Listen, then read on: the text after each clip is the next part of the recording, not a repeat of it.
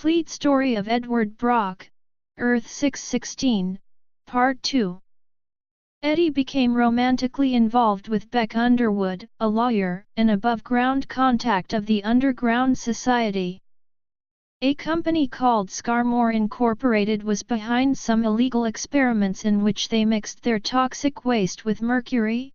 However, all the substance did was sicken anyone who worked with it, both physically and mentally. Scarmore Incorporated hired Black Tom and Juggernaut to kidnap Beck, who was prosecuting the company. While protecting Beck from the Juggernaut, Venom became submerged in the mercury mixture. The mercury mixture turned out to be a sentient virus that bonded to Venom, augmenting his strength and figure drastically while simultaneously manipulating him. Venom became increasingly aggressive during an intimate moment with Beck that went awry. Demons from another dimension called the Realm of Insanity plotted to lure Venom into their world, by seeking to drive him further insane. Venom was convinced by a man to help Beck's cause by attacking Scarmore. He subsequently tried to kill the company president but actually killed a janitor, which upon learning this, would cause Beck much grief. Later, Juggernaut attempted to kidnap Beck and once again fought Venom until Venom fell into the Realm of Insanity. A demon by the name Necromancer, taking the appearance of Ghost Rider, explained that every time someone went mad they fell into the Realm of Insanity for an amount of time, and the degree of Venom's madness meant he could remain there indefinitely. During this time, Eddie hears the symbiote tell him it is cancerous, and Venom believes he is dying from it. Venom conquered his conflicting personalities and the demons inside the realm, and was sent back to Earth. Eventually, an employee of Scarmore publicly confessed to the crimes. As Juggernaut was holding Beck hostage, Venom burst in and attacked. The two fought until Juggernaut got fed up and left. Due to all that had happened, Beck ended their romance and Venom extracted the mercury virus from his system. Despite everything, Venom respected the sentient virus and welcomed a reunion if he ever needed another power boost. During his wandering of New York, deprived of sleep, Eddie grew more and more delusional with people appearing as demons and monsters to him. Everything he ate tasted like garbage, and he had a craving for something but did not know what it was. Using his old resources and skills as a journalist to find trouble, he went to a bar filled with the corrupt and started a fight for the sake of punishing the guilty and working up an appetite. He took down everyone in the bar fight with little effort, and proceeded to feed on one of the men's brains. However, hearing the other bar patron's screams snapped him out of his feeding. To Eddie's disgust, he felt the symbiote asking him for more. Eddie stood up to his other and refused to feed it. The symbiote separated from Eddie and went off on its own. In his attempts to warn the innocents of New York about the alien, Eddie, nude without the symbiote, was arrested. He was eventually handed over to Dr. Payne. Payne thought that Eddie had organic brain syndrome, but unknown proteins in his system, enlarged pores and a severe lack of phenethylamine in his brain proved otherwise. Payne listened to Eddie, and he was allowed to leave the hospital, due to Payne's ulterior motives.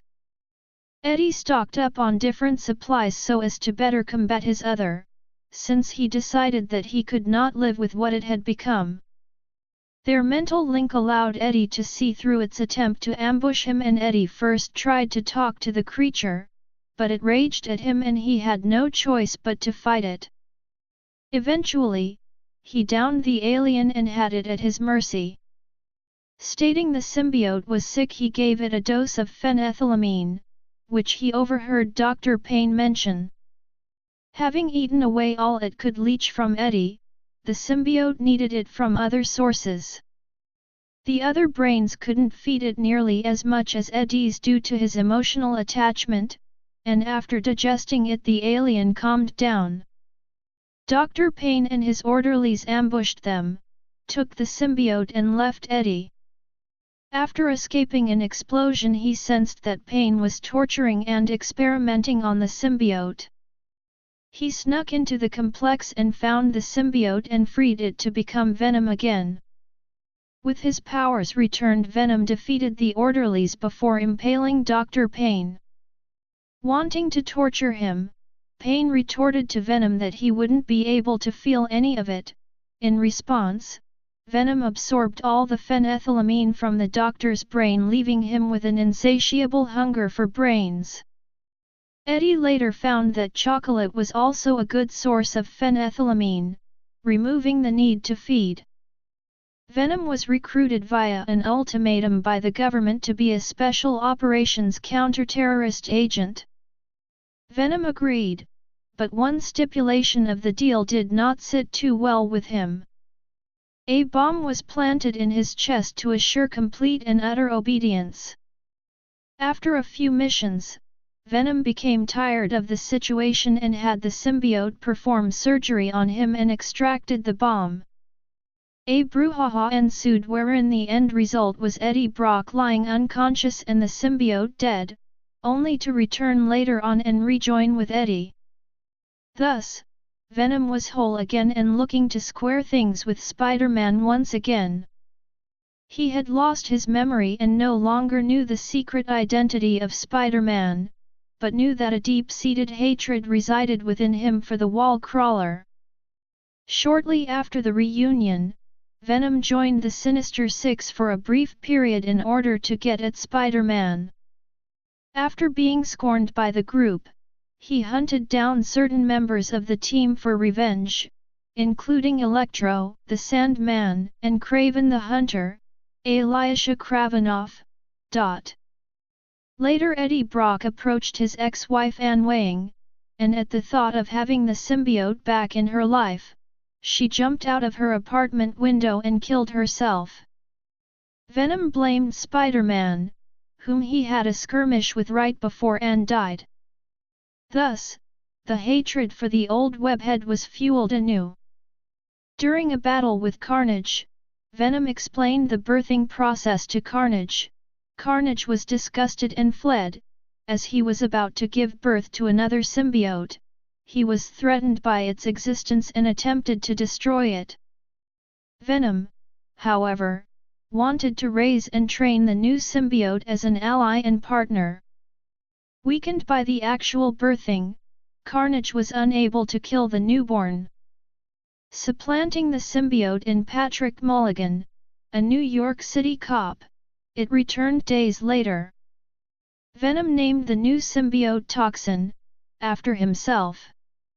Venom and Carnage knew how powerful Toxin would be, and because he would most likely be a hero, since the host was a cop, they made a temporary alliance to kill Toxin. In the end, though, they were defeated. After an extended period of inactivity, Venom resurfaced with cancer, and the only thing keeping him alive was the symbiote, who did not want him anymore. After seeing a spiritual movie, Eddie decided to sell his symbiote off in an auction, swearing off his life of vigilantism. The winner of the auction was the gang lord Don Fortunato. He gave the symbiote to his son, Angelo, in hopes that Angelo would finally make a name for himself. Unimpressed with Angelo, however, the symbiote eventually left him right in the middle of a powered jump, abandoning its host in midair and leaving Angelo to fall helplessly to his death. The symbiote passed on to Mac Gargan, the Scorpion, and after learning of Angelo's death, Brock attempted to kill himself and was hospitalized. He was rapidly succumbing physically to his cancer and experiencing hallucinations of the symbiote, representing his dark side. After a while of being tormented by his he spotted Mary Jane Watson Parker watching over Aunt May, who had been seriously wounded by a bullet. Eddie had no idea what to do, but his dark side then persuaded him to order a black suit similar to Peter's and put it on, apparently making the decision that may forever damn him. Making a decision to go and try to murder Aunt May while she was in a coma, Eddie Brock embodied the black costume and set out to kill her, first murdering a nurse for getting in his way. But after sneaking into Aunt May's room, Brock had a change of heart, finding he could not murder someone as innocent as Aunt May. Peter entered the room moments later to find Brock sitting on the shattered window, having slit his own wrists dozens of times. Believing he had done too many terrible things to live on, he jumped off, but Peter broke his fall by catching him. Awakening chained to his bed, Brock decided to take better control of himself for the remaining days he had left. Eddie started working for Mr. Lee and Aunt May at the FEAST Center. There he worked serving food to the homeless. Thanks to Mr. Lee's mysterious powers, Eddie was cured of both his cancer and the remnants of the symbiote. Unfortunately, the current Venom entered the FEAST Center looking for Spider-Man. He found Eddie and the symbiote began to crawl onto him again. However, Mr. Lee's powers clash with the takeover and they formed Anti-Venom. Later in a fight against Spider-Man, he noticed his foe rescue an innocent old man. Inspired, Anti-Venom helped Spidey cure the current Venom. He engaged Venom in a fight, and after receiving some help from Spider-Man, cured Gargan from the symbiote, but also felt some remnants of the symbiote inside Peter's blood and began curing him as well, but also ended up sucking the radiation from Spider-Man's blood, something that might depower him. Later, Thunderbolt's guards arrived to take the disabled Gargan to the ship while Songbird and Radioactive Man battled Spider-Man and Anti-Venom. After the fight, Anti-Venom sneaked on the Thunderbolt's ship and stole back Peter Parker's camera, looted by Norman Osborn in a bid to reverse engineer the tracing system, allowing the camera to zero on Spider-Man's chest. He was able to help Peter escape Osborn's tracer and forewarns him about the villain's next move in a show of friendship and goodwill. Anti-Venom led Spider-Man to Oscorp and the two split up. Brock disguised himself as Spider-Man to distract the other Thunderbolts while Spider-Man went after Osborn. After webbing up Songbird and Radioactive Man to a wall, Anti-Venom faced Gargan, who was now wearing a new Scorpion battlesuit to protect his recovering symbiote. After a grueling battle, Gargan, as Scorpion, hit Anti-Venom with his stinger and injected a poisonous formula that seemingly destroyed Brock's symbiote. Gargan, now Venom, advanced to kill Brock but was met with resistance by his Venom symbiote. The symbiote gained strength and broke through Gargan's battle suit, refusing to let Gargan kill Brock. Gargan explained that the alien still loved Brock too much and gave up, but he promised Brock that he would get past this problem and someday finish him off, to which Brock replied, "Not if I kill you first." Unknown to Gargan, Brock's anti-venom suit reformed. Now a fugitive for helping Spider-Man and fighting the Thunderbolts, Brock was back on the streets, planning to continue his former vigilante anti-hero career with seemingly increased religious emphasis as the anti-venom. He even cured a young girl, Jenna Cole, from her heroin addiction.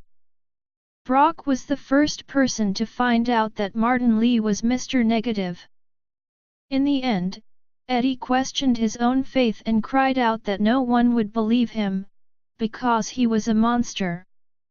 Working with Jenna Cole, Eddie fought crime in the sleazier areas of New York, having separated themselves from the FEAST Foundation.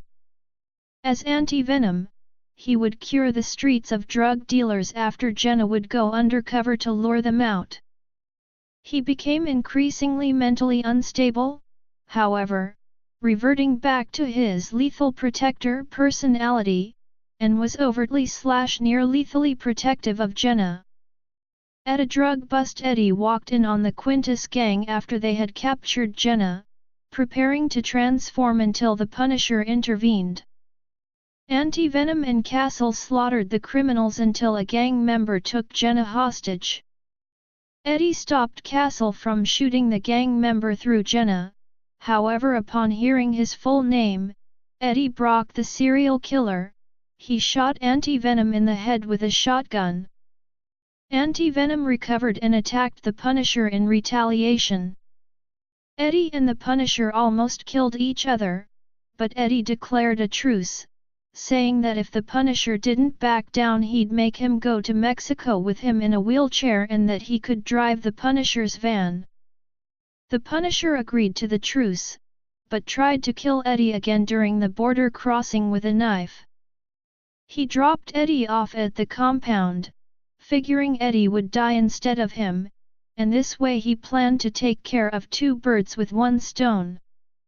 When he talked on the phone to the leader of the Quintus gang and found that Jenna had relapsed and was doing drugs again, Eddie lost control and tore one of the Quintus in half in a fit of rage. After killing the remaining guards, Eddie rejoined the Punisher, and the two launched an attack on the Quintus. At the end of the raid, Eddie found a severely drugged Jenna, who seemed afraid of his anti-venom costume. After withdrawing the symbiote into himself, Eddie managed to calm her down. At this point, the Punisher attempted to snipe Eddie from a distance, but ultimately decided not to, only later discovering he had run out of ammo. After the Punisher left, Jenna and Eddie took a jeep and returned home. Anti-Venom later teamed up with Spider-Man and the new Wraith to deal with Mr. Negative. Intending to deal with one of Mr. Negative's drug shipments at the harbor, Anti-Venom encountered Wraith, who had gotten there first. Later, after assuming a disguise as a civilian, he observed May Parker Jameson have a seizure from meeting with Martin Lee for the first time in a while, due to a memory relapse when she discovered his secret, causing Brock to realize that May had also stumbled onto Martin Lee's secret. Once Lee left the center, Anti-Venom attacked his car only to fight a confused Spider-Man, who didn't know what was going on and assumed Anti-Venom had gone back to his cannibalistic ways. Irritated, Anti-Venom captured him and webbed him to a pillar in his hideout, trying to explain the situation. Even though Spider-Man didn't believe his story about Lee being Mr. Negative, Anti-Venom brought him to the museum and webbed him to a statue so he could witness the truth, as Mr. Negative had heroin shipped there that was placed within ancient Chinese terracotta statues, but Mr. Negative was waiting for him and defeated Anti-Venom by placing his sword filled with his negative energy to disable Anti-Venom's healing powers, due to Negative's power being the source of his power. Once Wraith arrived and freed Spider-Man, and Spider-Man defeated Mr. Negative, Wraith used her face recognition software to confirm Anti-Venom was telling the truth. Afterwards, Spider-Man removed the sword from Anti-Venom and they put an end to their previously tenuous relationship. As Anti-Venom, Eddie Brock was recruited by Simon Williams to serve in his new anti-Avengers team, the Revengers. The Revengers defeated the new Avengers at Avengers Mansion, and later, they called a press conference at the court, where the Avengers appeared to confront them. After failing discussions with Wonder Man, Iron Man trapped him in his ionic form in a containment unit. Not willing to fight with too many civilians near, Thor teleported the Revengers to the city field, where they were subdued by both the Avengers and the new Avengers and later imprisoned. Anti-Venom was freed or escaped prison, returning to Our Lady of Saints Church. During the release of a virus that gave New York's civilians copies of Spider-Man's powers and started mutating them into spider monsters, Anti-Venom used his curative abilities to return people to normal. Venom was sent to get him, and a fight erupted between them, during which the symbiote briefly rebonded to Brock. However, he was visibly terrified as they bonded, even shedding tears. However, Flash Thompson managed to call the symbiote back to him, and took Eddie to Horizon Labs. As an ultimatum, Reed Richards proposed that Eddie use his symbiote as a cure to be distributed to everyone. However, he would never be able to become anti-Venom again. As a result, without the symbiote, Eddie was now considered the hero of Spider Island. Not being bonded to a symbiote anymore, Eddie used an obtained arsenal to hunt down Carnage, Venom, Toxin, and the other symbiotes, starting with Hybrid and Scream. Despite having helped to save New York, Eddie was homeless and poor, and his arsenal was the only thing he had. When he was trying to kill the new Venom, he was knocked out in battle and forced by Crime Master to become the host of the Toxin symbiote to serve him in his Savage 6. Toxin tracked down Venom in order to kill him but was incapacitated by a sonic weapon and webbed up by Venom. He later recovered and returned to Crime Master's hideout. When Venom arrived there searching for Betty Brant, Toxin and Megatalk faced him, but finally both battled against each other to kill Venom. Finally, Thompson burned Toxin and tried to remove Eddie from it, but the symbiote recovered its host to die with him. It was revealed that both the symbiote and Eddie survived. They continued to work as Toxin, hunting down and killing numerous criminals and gang members in their way to get revenge on Venom. In Philadelphia, Venom's new base of operations, Toxin found Thompson trying to reason with the alien machine hybrid monster, and ate the cyborg to prove a point before attacking Thompson using the sedative he was saving for his symbiote. Flash incapacitated Brock, who left the scene vowing a new encounter soon. Toxin tracked down Flash to the high school he now worked in, wanting to confront him, but the alien machines whose host Toxin had killed infected new people who were now looking for both Toxin and Venom, their new natural enemies. In order to save innocent lives, Flash convinced Brock to temporarily team up and defeat the monsters, who were ultimately killed. Realizing he was doing good with Venom, Brock offered Flash a deal. He would let Flash live as long as he had control over the symbiote, but would mercy kill him if he lost control.